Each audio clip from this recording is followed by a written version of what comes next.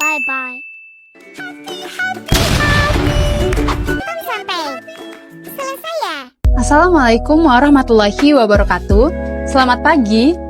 Halo teman-teman semua. Kalian tahu nggak sih apa itu merger dan juga akuisisi? Di sini kami dari kelompok 7 akan membahas mengenai merger dan akuisisi lintas negara. Saya Sutria selaku perwakilan kelompok 7 dan berikut anggota kelompok kami. Tujuan pembelajaran dari bab ini pertama adalah meneliti tekanan pada perusahaan untuk mengintegrasikan kebijakan SDM di kedua pihak yang melakukan merger dengan fokus pada peran kewarganegaraan perusahaan induk dalam membentuk proses ini. Kedua, mempertimbangkan fitur negara tuan rumah yang mempengaruhi sifat restrukturisasi pada periode pasca penggabungan. Ketiga, menyoroti dimensi politik dan M&A lintas batas termasuk peran berbagai kelompok dalam suatu perusahaan yang akan berupaya mempengaruhi karakter perusahaan baru. Dan yang terakhir adalah menetapkan tantangan yang dihadapi perusahaan dalam belajar dari operasi yang diakuisisi. Pendahuluan. Penggabungan dan akuisisi lintas batas cross-border M&A telah menjadi strategi penting bagi perusahaan yang ingin memperluas pasar, meningkatkan kapabilitas, dan mencapai pertumbuhan global. Dalam konteks ekonomi yang semakin terintegrasi, aktivitas ini hanya memungkinkan perusahaan untuk memasuki wilayah geografis baru. Tetapi, juga untuk memanfaatkan sinergi operasional, teknologi, dan sumber daya manusia dari berbagai negara. Namun, penggabungan dan akuisisi lintas batas juga menghadapi tantangan kompleks, seperti perbedaan regulasi, budaya, dan resiko politik, yang memerlukan pendekatan strategis dan manajemen yang matang untuk memastikan keberhasilannya. Orientasi nasional perusahaan induk dalam merger lintas batas. Dalam merger lintas batas, perusahaan itu akan menghadapi ketegangan integrasi global dan juga diferensiasi nasional dalam kebijakan SDM. Dalam merger lintas batas, perusahaan menghadapi ketegangan antara integrasi global dan diferensiasi nasional dalam kebijakan SDM.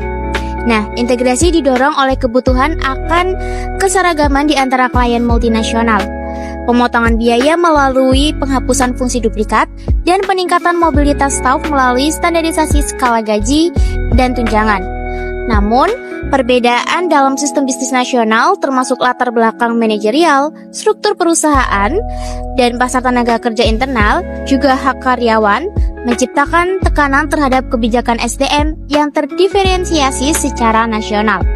Selain itu, efek negara asal membentuk kemitraan integrasi dengan perusahaan multinasional yang dipengaruhi oleh kewarganegaraan mereka dalam pengolahan tenaga kerja. Bukti menunjukkan perbedaan berbasis ilmu pengetahuan dalam praktik SDM pasca akulasi, terutama terkait dengan pemanasan, pengembangan, dan pemutusan hubungan kerja. Stereotip dalam perusahaan hasil merger. Secara keseluruhan, pengelolaan SDM dalam penggabungan lintas batas memerlukan penyeimbangan yang rumit antara dorongan untuk integrasi dan kebutuhan untuk mengakomodasi perbedaan nasional. Selanjutnya yaitu restrukturisasi di tingkat nasional dan warisan sistem nasional yang khas. Restrukturisasi di tingkat nasional dalam merger dan akuisisi melintasi batas sangat dipengaruhi oleh karakteristik sistem nasional yang khas, yaitu bagaimana negara tuan rumah terhadap perusahaan yang diakuisisi. Pertama, ada yang namanya pengaruh sistem nasional. Perusahaan yang terlibat dalam merger lintas batas sering mengalami tekanan untuk menyesuaikan diri dengan kebijakan SDM agar sesuai dengan sistem ketenagakerjaan negara tuan rumah. Misalnya, di negara Jerman dan Belanda itu regulasinya jauh lebih ketat untuk berkonsultasi. Sedangkan seperti negara Inggris dan Amerika Serikat, restrukturisasi itu lebih fleksibel dan sering dilakukan dengan lebih sedikit konsultasi. Yang kedua yaitu dampak budaya perusahaan. Perusahaan yang dominan dalam merger pastinya akan mempengaruhi gaya manajemen dan juga kebijakan SDM dalam perusahaan tersebut. Seperti di Amerika Serikat yang jauh lebih cepat dalam pengambilan keputusan, sedangkan di Asia, misalnya Jepang, itu jauh lebih kaku dalam pengambilan keputusan. Dan juga peningkatan jabatan pastinya terstruktur oleh senioritas. Selanjutnya yaitu perbedaan regulasi dan hak kerja. Pastinya dalam sebuah negara itu memiliki aturan atau regulasinya sendiri mengenai ketenaga kerjaan dan lain sebagainya. Di Uni Eropa, terdapat standar perlindungan karyawan dalam M&A, seperti hak konsultasi dan perlindungan terhadap PHK massal. Pastinya dalam sebuah negara itu punya regulasi atau perlindungan terhadap ketenaga kerjaan yang berbeda-beda. Dimensi politik dalam merger lintas negara. Merger dan akuisisi menciptakan peluang untuk mencairkan struktur organisasi, tetapi juga menyebabkan perebutan kekuasaan internal. Tindakan yang diambil pada akhirnya merupakan hasil dari negosiasi internal dan kompromi di antara pelaku organisasi yang memiliki kekuatan untuk mempengaruhi arah perusahaan. Maka dari itu, perspektif politik sangat penting dalam menganalisis M&A lintas negara, karena melibatkan operasi baru, sistem bisnis yang berbeda, dan potensi konflik kepentingan.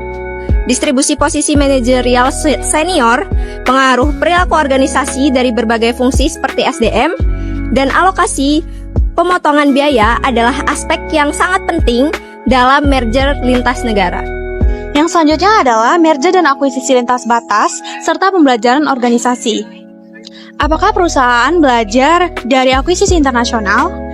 Ketika sebuah perusahaan membeli atau mengakuisisi perusahaan lain di luar negeri, mereka tidak hanya mendapatkan aset fisik, tetapi juga membawa masuk teknologi, cara kerja, dan keahlian yang dimiliki perusahaan yang diakuisisi. Hal ini berbeda dengan membangun bisnis dari nol atau greenfield investment, di mana perusahaan harus mengembangkan sendiri sistem, ekonomi, dan teknologinya. Dengan akuisisi, perusahaan bisa lebih cepat berkembang karena langsung mendapatkan pengalaman dan pengetahuan dari perusahaan yang sudah ada. Lalu yang kedua, tantangan dalam transfer pengetahuan. Meskipun akuisisi bisa menjadi cara efektif untuk mendapatkan pengetahuan baru, tidak semua perusahaan berhasil mengadopsi atau menerapkan praktik dari perusahaan yang sudah mereka beli. Ada beberapa tantangan yang bisa menghambat transfer pengetahuan, misalnya perbedaan budaya kerja, sistem yang tidak cocok, atau kurangnya strategi integrasi yang baik. Jadi bisa disimpulkan, meskipun akuisisi internasional memberikan peluang untuk belajar, keberhasilannya sangat bergantung pada bagaimana perusahaan induk mengelola integrasi setelah akuisisi. Jika tidak dikelola dengan baik, manfaat dari akuisisi bisa saja tidak optimal atau terjadi kegagalan. Selanjutnya yaitu motivasi akuisisi dan asumsi yang dimiliki oleh perusahaan pengakuisisi. Jadi, seringkali perusahaan yang melakukan akuisisi itu memiliki asumsi negatif terhadap perusahaan yang mereka beli. Mereka melihat perusahaan yang mereka akuisisi itu tak sebagai target bisnis yang ketinggalan zaman dan tidak relevan dengan standar yang dimiliki oleh perusahaannya. Akibatnya, mereka tidak tertarik untuk belajar dari pengalaman atau keunggulan yang dimiliki oleh perusahaan yang diakuisisi. Contohnya itu Ameribank yang mengakuisisi sebuah bank di Polandia bukan karena ingin mengadopsi atau memanfaatkan keunggulan yang ada di bank tersebut, tetapi lebih karena ingin memperluas pasar di Polandia. Hal ini menunjukkan bahwa motivasi akuisisi organisasi itu lebih berorientasi pada ekspansi tanpa memperhitungkan nilai atau manfaat dari proses dan aset yang dimiliki oleh perusahaan yang diakuisisi. Selanjutnya yaitu pendekatan terpusat dalam perusahaan pengakuisisi. Jadi pendekatan terpusat adalah strategi di mana perusahaan induk memiliki kontrol sepenuhnya kebijakan, prosedur, dan struktur organisasi dari kantor pusat tanpa memperhatikan fleksibilitas kepada unit-unit yang diakuisisi. Contohnya dalam kasus US Industrial yang mengakuisisi perusahaan di Inggris, mereka memaksakan kebijakan perusahaan induk tanpa mempertimbangkan budaya atau praktik bisnis yang sudah ada di perusahaan bisnis tersebut. Yang akibatnya perusahaan yang diakuisisi itu kehilangan identitas dan otonomi dalam menjalankan operasionalnya. Nah, dampak dari pendekatan ini bisa menimbulkan resistensi dari karyawan dari perusahaan yang diakuisisi. Faktor yang ketiga adalah kurangnya pendekatan terhadap akuisisi. Nah, ini juga terkait dengan masalah seberapa efektif pengakuisisi mampu melihat keragaman praktik dan keahlian dari pekerja yang mereka pekerjakan. Nah, hal ini menyangkut sejauh mana ia mampu mengadopsi strategi dan keahlian untuk diterapkan dan mengintegrasikan praktik dan keahlian tersebut di dalam sistem perusahaan. Kemudian, Faktor yang keempat atau faktor yang terakhir adalah resistensi sentral terhadap unit yang diakuisisi. Nah, ini menekankan pentingnya keterbukaan perusahaan pusat untuk belajar dari unit yang diakuisisi. Kenapa? Agar keahlian dan praktik unit tersebut dapat dimanfaatkan oleh perusahaan, dan perusahaan pusat harus berkomitmen untuk menerima masukan serta memahami bagaimana pesan mereka mampu diterima oleh unit yang diakuisisi. Oke, selanjutnya mengenai sifat situasi dari beberapa pengetahuan dan keahlian. Ketika sebuah perusahaan mengakuisisi perusahaan lain, tidak semua pengetahuan dan keahliannya itu bisa diterapkan langsung di lingkungan baru. Hal ini karena setiap perusahaan memiliki budaya, sistem, dan cara kerja yang berbeda. Dalam M&A internasional, tantangannya itu semakin besar karena terdapat perbedaan regulasi, kebiasaan kerja, serta nilai-nilai organisasi di tiap negara itu berbeda. Ada keahlian yang hanya berlaku dalam konteks tertentu. Keahlian ini disebut dengan keahlian situasional. Contohnya dalam kasus Eurocure, di mana pengetahuan yang diperoleh di suatu lokasi tidak bisa diterapkan begitu saja di lokasi lain. Nah, ada beberapa hambatan utama dalam transfer pengetahuan. Yang pertama itu ada keahlian spesifik sulit diterapkan. Sulit dipindahkan. Maksudnya itu beberapa keterampilan hanya bisa didapatkan melalui pengalaman, jadi sulit diterapkan di tempat baru. Yang kedua, ilmu mendalam tidak selalu relevan dengan bidang lain. Pengetahuan yang berhasil di suatu perusahaan atau lokasi lain belum tentu berhasil juga di lingkungan yang lain. Yang ketiga itu ada sinergi antar perusahaan tidak otomatis terjadi karena untuk mensinergikan itu butuh strategi dan waktu. Kalau dilihat dari sisi sumber daya manusianya, salah satu pendekatan yang sering digunakan adalah desentralisasi, di mana perusahaan yang mengakuisisi itu tetap menjalankan operasionalnya sendiri. Sekilas hal ini terdengar baik karena karyawan tidak perlu beradaptasi dengan sistem yang baru. Tetapi hal ini juga bisa membatasi pertukaran pengetahuan dan peluang sinergi antar perusahaan. Kasus Eurocure menggambarkan tantangan dalam belajar dari akuisisi internasional, khususnya dalam integrasi pasca akuisisi.